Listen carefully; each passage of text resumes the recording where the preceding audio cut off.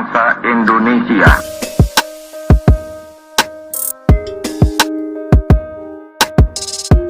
Setiap tanggal 17 Agustus masyarakat tanah air selalu memperingati Hari Proklamasi.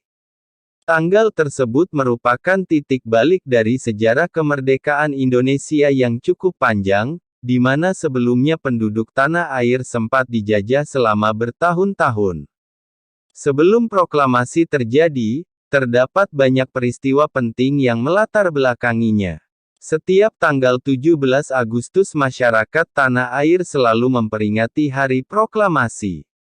Tanggal tersebut merupakan titik balik dari sejarah kemerdekaan Indonesia yang cukup panjang, di mana sebelumnya penduduk tanah air sempat dijajah selama bertahun-tahun. Sebelum proklamasi terjadi, terdapat banyak peristiwa penting yang melatar belakanginya. Latar belakang pembacaan teks proklamasi dimulai atas penyerahan Jepang terhadap sekutu. Di mana sebelumnya Jepang pada tahun 1944 telah mengumumkan bahwa Hindia Timur yakni Indonesia, diperbolehkan merdeka di kemudian hari. Pengumuman tersebut dilakukan karena tentara Jepang sudah semakin terdesak, bahkan Kepulauan Saipan juga berhasil direbut dari Jepang. Sehingga selanjutnya pada tahun 1945, dibentuklah BPUPKI, Badan Penyelidik Usaha-Usaha Persiapan Kemerdekaan Indonesia, dan PPKI, Panitia Persiapan Kemerdekaan Indonesia. Tujuan dari pembentukan dua badan tersebut adalah untuk menarik simpati dari rakyat Indonesia, agar mau membantu Jepang melawan sekutu. Namun saat Perang Pasifik terjadi, Hiroshima dibom pada tanggal 6 Agustus tahun 1945 dan disusul pengeboman Nagasaki tanggal 9 Agustus tahun 1945. Peristiwa tersebut membuat sekitar 14.000 penduduk Jepang menjadi korban dan akhirnya mereka mengaku kalah dari sekutu. Buntut dari peristiwa ini yaitu Jepang berjanji memberikan kemerdekaan pada tanggal 24 Agustus tahun 1945 untuk Indonesia. Terjadinya peristiwa Rengas Dengklok membuat jalan pikiran Soekarno-Hatta berubah, dan pada akhirnya menyetujui agar proklamasi kemerdekaan harus segera dibacakan. Setelah kembali ke Jakarta, mereka menuju kediaman Laksamana Maeda untuk melakukan perumusan teks proklamasi. Rumah Laksamana Maeda dipilih dan menjadi bagian dari sejarah kemerdekaan Indonesia, karena Maeda merupakan kepala kantor penghubung Angkatan Laut yang aman dari ancaman militer Jepang. Pertemuan di kediaman Laksamana Maeda ini dihadiri pula oleh Soekarno, B.M.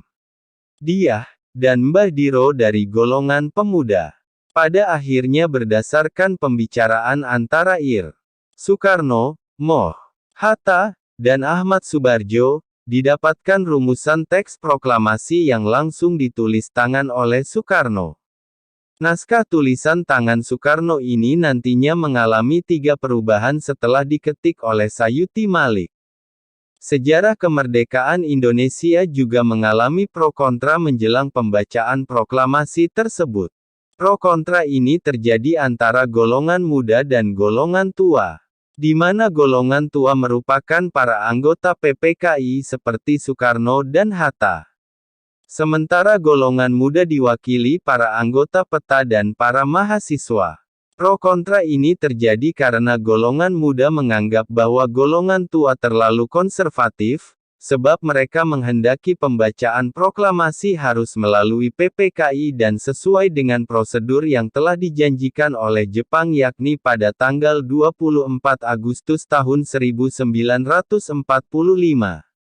Di sisi lain golongan muda menolak jika proklamasi harus dilaksanakan melalui PPKI. Pasalnya golongan muda menganggap bahwa PPKI merupakan bentukan Jepang, dan mereka menginginkan kemerdekaan dengan kekuatan sendiri. Sultan Syahrir yang termasuk dalam golongan muda merupakan tokoh pertama yang mendesak Soekarno-Hatta untuk segera melakukan proklamasi. Selanjutnya rapat resmi dilangsungkan di Pegangsaan Timur Jakarta pada tanggal 15 Agustus tahun 1945. Yang dihadiri oleh Johar Nur, Subianto, Armansyah, Khairul Saleh, Kusnandar, Wikana, Margono, dan Subadio. Hasil rapat yang dipimpin oleh Khairul Saleh tersebut memutuskan bahwa kemerdekaan Indonesia tidak harus menggantungkan pada pihak lain, dan merupakan hak rakyat.